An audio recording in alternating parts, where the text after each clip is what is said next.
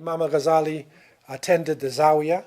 This is the area of the people of Tasawwuf, and we'll be discussing that further, the people who focused on ihsan and spirituality.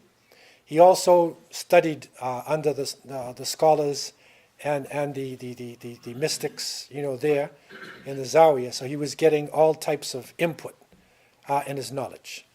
And it was in 1085, as we have learned, Al-Juwayni passed away.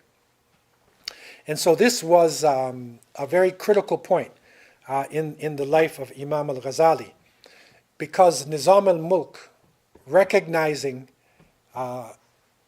the reputation of Imam Al-Ghazali, asked him to be not only a professor, but to be the leading professor in the Nizamiya institution of Baghdad. And that was the top Nizamiya institute in the whole of the Muslim world at the time.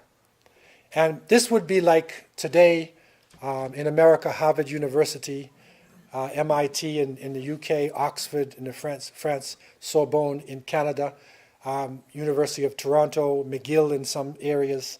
This would be the top institution, in the country.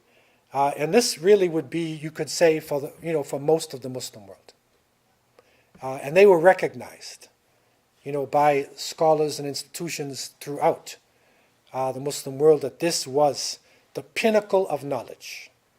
Because remember now, it was in the Khilafat of Ali ibn Abi Talib, radiallahu anh, of the Khulafa al-Rashidin. He moved the Khilafat from Medina to Kufa, which is Iraq. So he moved the capital of Islam to Iraq. So it was in Kufa and Basra, these two famous cities, that many of the great scholars of the Muslim world went to get their knowledge.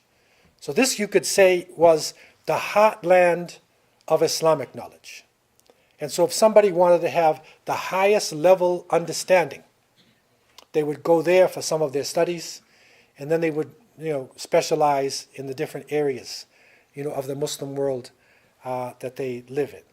So this was an amazing time for Imam Al-Ghazali, rahimahullah. And but as he started to master this knowledge, and he was taking in everything, he had a photogenic memory.